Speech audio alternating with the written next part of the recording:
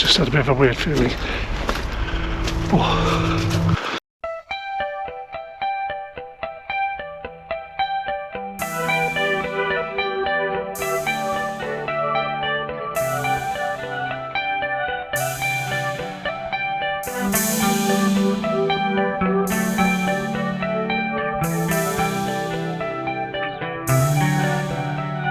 Hi, this is Everyday Prepper. Welcome to the channel. I had a bit of a nightmare today. Went to work and literally got no delivery jobs whatsoever. So clearly customers are out and about having a wonderful time in this weather. And I thought, what better way for me to reciprocate that and enjoy that myself by going for a walk through the most haunted woods in our area. But I'm just going to go a little bit further into the ancient burial ground, where apparently the old grey lady is seen or emanates from, and has been seen over the years on the road opposite. So off we go. Well, I feel better already. It's extremely therapeutic just being out and about. I love it. I'm not earning any money, but never mind. Mind health is more important, and I'm going to hopefully have a nice calming afternoon in the forest. But I am going to explore the really haunted part. Never been there. Apparently there's a chapel a bit further in where, when it's been reported, lots of dog walkers, when they approach it, their dogs just freeze and won't go in there. So I'm going to see if I can find it, feel what the vibe is. If it's good, might even set up a tarp. If it's not, I'll get the hell out. Part of the reason we're doing this is I wanted to work on my fear of being alone in the woods and hearing strange noises and stuff, and just, you know, get ahead of that uncertainty and everything else. Especially when next year, once I've got rid of my house, and you know, we'll essentially be homeless, although we'll have a relative's address we'll be using. We will be living from campsite to campsite in a caravan. I don't want to be nervous all the time, and I am of a reasonably nervous disposition for many but some specific reasons, and so that's what we're working on. What better way to work on that than going into a haunted woods?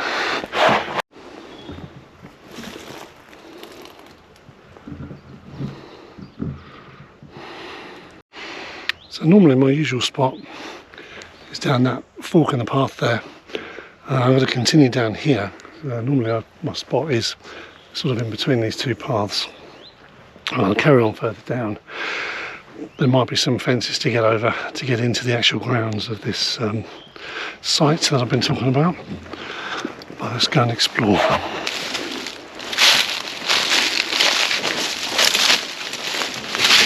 Right, I'm on the connecting path now, which connects into the woods that I want to try and get into. I've just come across two dog walkers, so it can't be that scary, can it? You know what I mean?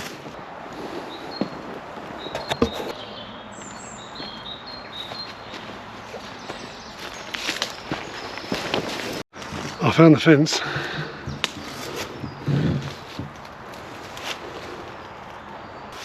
Looks a bit scrapey.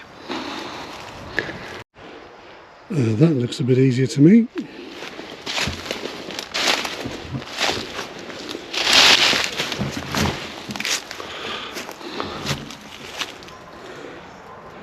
Yep.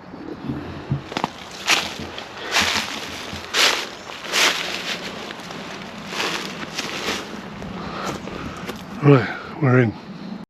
A gorgeous little camping spot here, and you've got like a ridge and then another spot up there, but down here that'd be ideal. Next to the forest, next to the field, so you could leg it if you had to. I think I need to go in a bit deeper though. Let's go and check it out.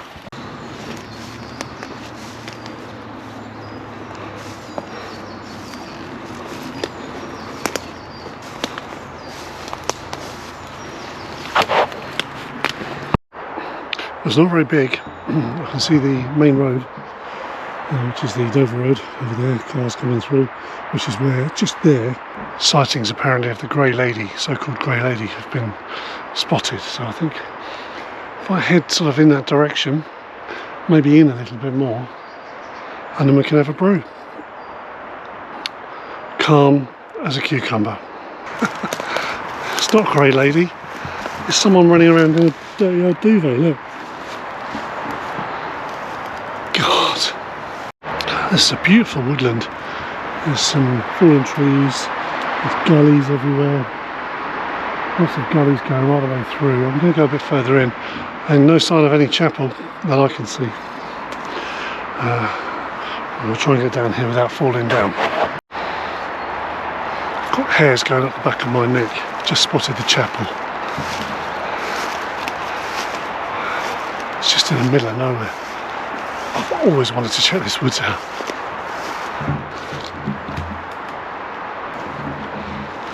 I'm going to leave the camera rolling. Oh, I didn't expect to see it. I thought it might have been crumbled or something, but it's really big. Looks old.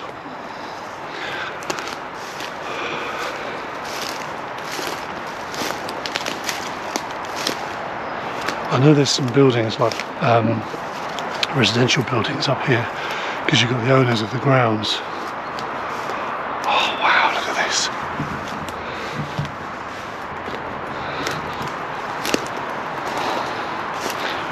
Oh man, this is exciting. It must be from here that the stories of the... Is that cannabis? I don't think it is, but it looks like it. I think this is where the stories emanate from. Beautiful old flint building. Wow.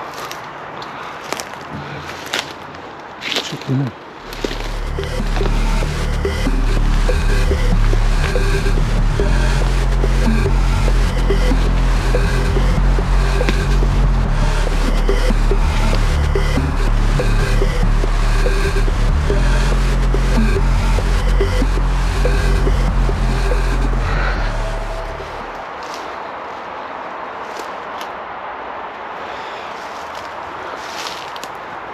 We'll walk round.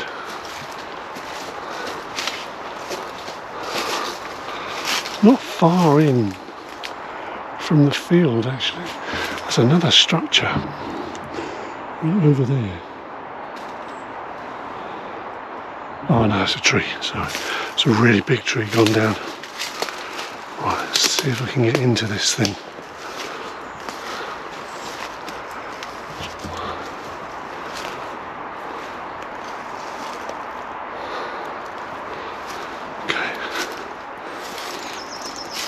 The wall's been knocked down.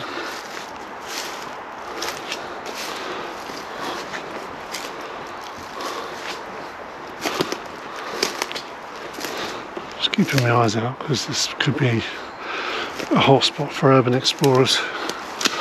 And I don't want someone to jump out of a tree on me. Check it out. Oh god, there's gravestone in there.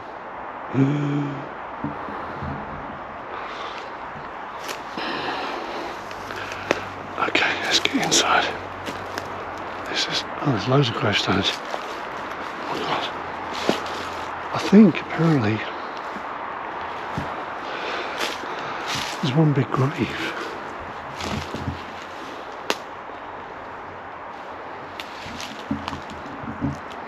Herbert Delamere.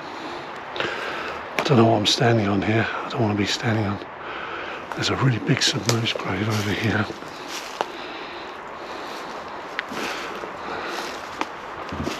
This one's been bashed, the granite. There's been a fire there.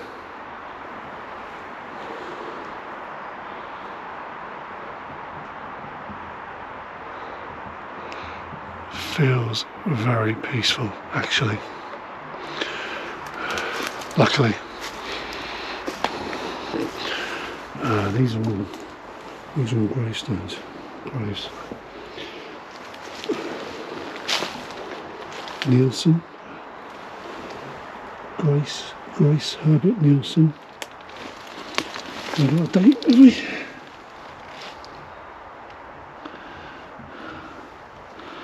I don't know what that date is. Oh, 1884. Oh, born 20th February 1884, died January the 9th. 1886, 96, I don't know. Charles Constable, killed in action at Passchendaele. Aged, we don't know, 1917, First World War. Can't see the name on that one.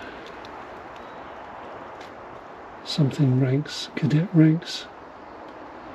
Died May the 6th, 1911, age 63.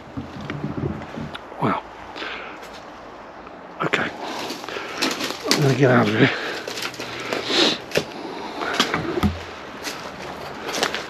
I just had a bit of a weird feeling. Oh. Hot sweat.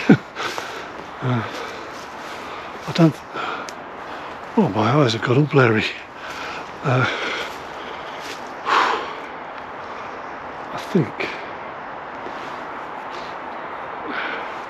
think I need to head out. Do I dare go through the gate? Let's have a look.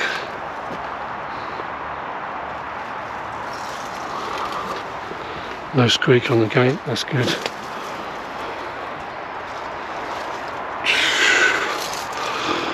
Oh, that felt weird all of a sudden. It's just me, there's nothing in there. That must be another burial plot there. I think I might be right in the middle of a big, apparently there was a village, whole commune, whole community here. And you know, like over hundreds or maybe even thousands of years ago, certainly hundreds of years ago. And there's a big burial ground, and there's lots of ditches and gullies. See like another gully down there, which could be more burial plate plots. Let's have a look.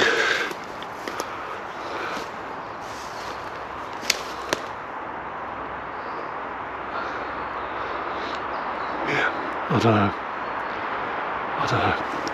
I think I'm going to head out and then get back into the other woods and do a brew.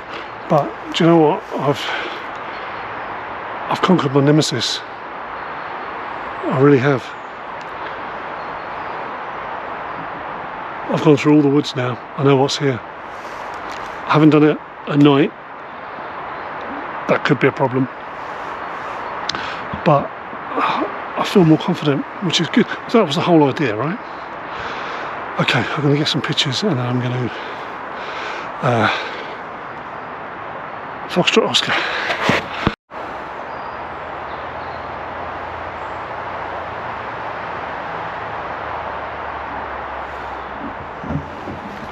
Someone's had a shelter here. All right, next to the chapel.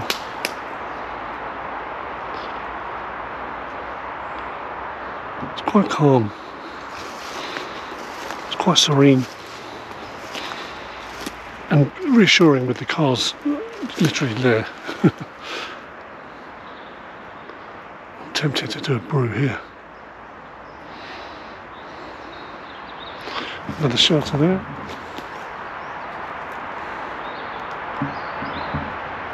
So I'm not the only one.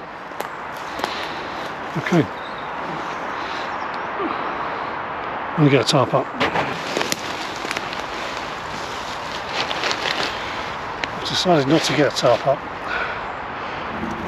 What I've done, I thought I'd camp right by the structure.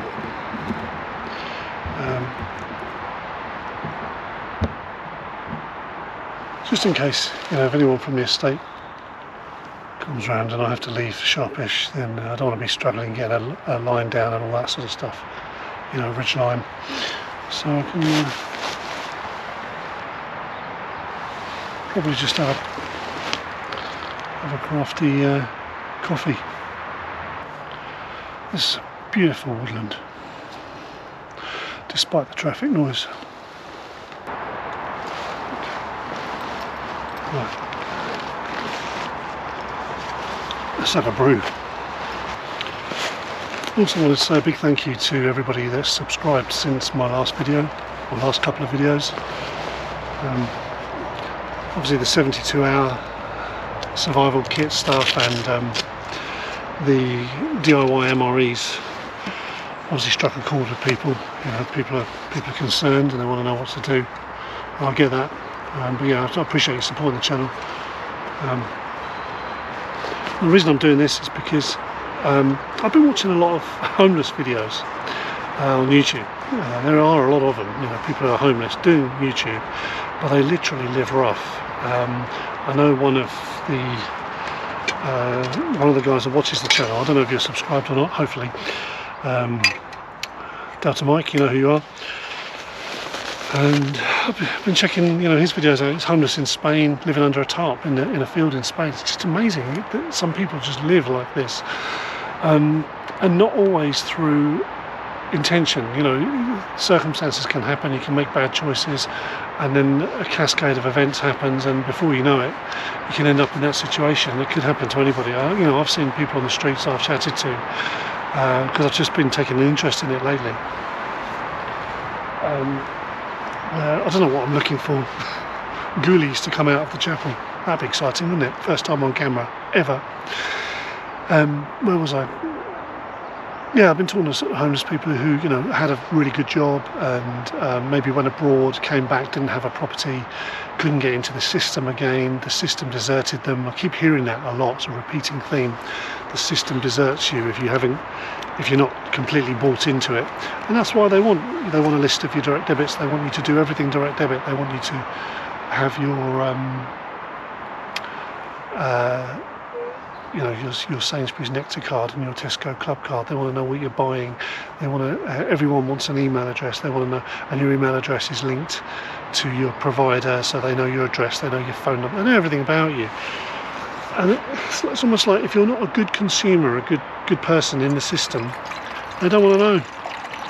And it's really sad. And you know, although I'm going to be in a different level homeless next year. You know, it's not homelessness in luxury really. It's going to be like a big holiday for a year before we settle down, hopefully in France, if things go well. But it's going to be interesting, you know, living out of a caravan for a year. I won't be living on the streets or under a tarp in a field, but you know, it'll be self-reliance, and that's what I'm interested in, is the self-reliance of it. Because you really do have to innovate, and you have to innovate anyway with camping, but when you've got nowhere to run or go, then I imagine that changes it up a little bit, or quite a bit. Right, let's get this water on the boil without setting light to the woodland. I'm leaving the camera rolling in case there's any exciting developments behind me. Like a warden coming along and going, get off my land. There we are, precariously balanced, as I know best. I think we'll go with the latte. It's just easier. I did bring a meal. I brought one of those lentil chilies with me, but it's going to get messy. I didn't bring anything to clean up with and all that sort of stuff. I really want to leave, I mean, apart from my footprints, I don't want to leave, you know, absolutely any trace here at all. Not even washing up water. So I think I'll just have a brew and leave, and then get home and maybe go to work. You know I won't. But the thought was there. It's the thought that counts, right? And there was a bit of dust in the bottom of my cup just as I poured the latte in, but it's not going to kill me, is it? Really? I've had worse. Alright, did I put a sweetener in? I don't think I did.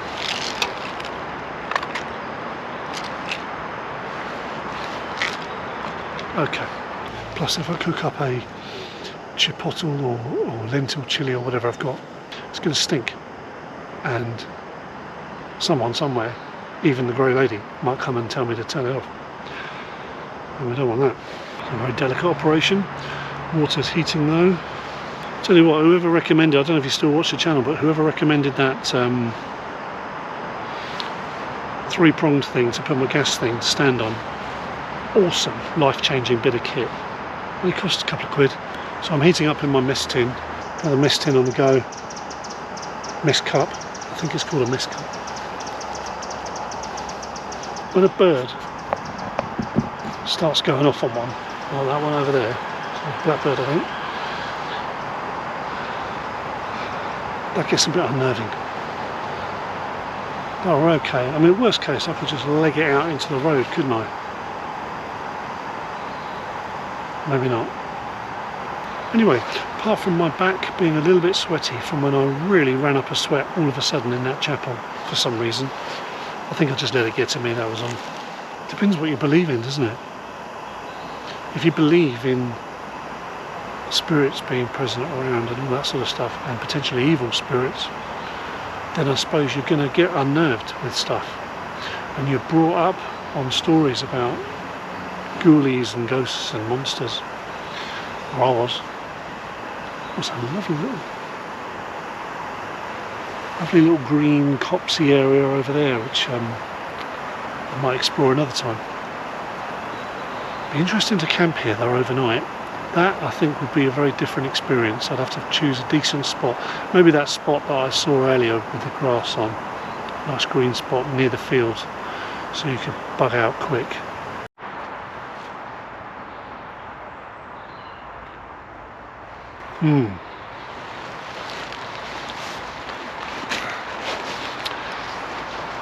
I think this has got to be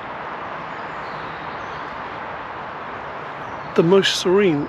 Now, I don't know if it's because there's a lot of green growth, hell of a lot of greenery around here, and it's unspoiled. Because there hasn't been lots of idiots like me coming along spoiling the landscape, because there was no trodden paths really through here that I could see. If they were overgrown again. Whereas the other woodland, you can see where dogs have run through and people have run through after their dogs and stuff. Just listening out. But I don't feel stressed. This is really, really good. I think I'll probably do some breathing exercises with my eyes closed in a minute.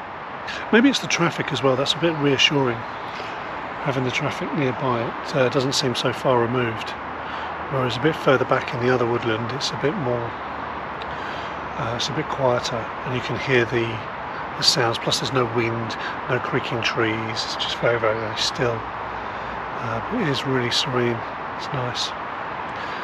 It beats working any day. I hope to do a lot more of this sort of stuff next year. I really do.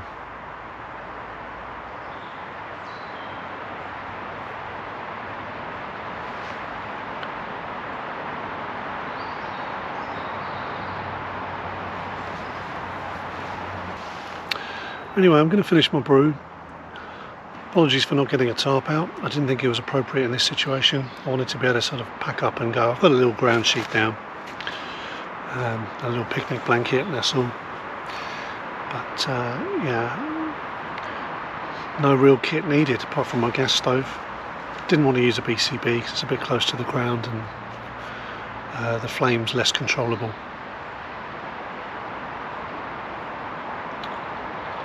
But in the meantime, I hope you enjoyed watching.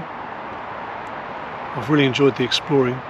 I'll be getting some more outtakes and trips and falls and bloopers and stuff like that on the Elite membership part of the channel as well. For anyone that's interested, have a little look around. Other than that, members will get all the videos, or pretty much most of the videos early, and exclusive attention on comments and shout outs, things like that. So yeah, check it out if you wanted to support the channel further. Otherwise, please like and subscribe as usual and share. I'll be happy with that. It all helps the channel, helps me do what I do. But in the meantime, thanks very much for watching, and I'll see you soon.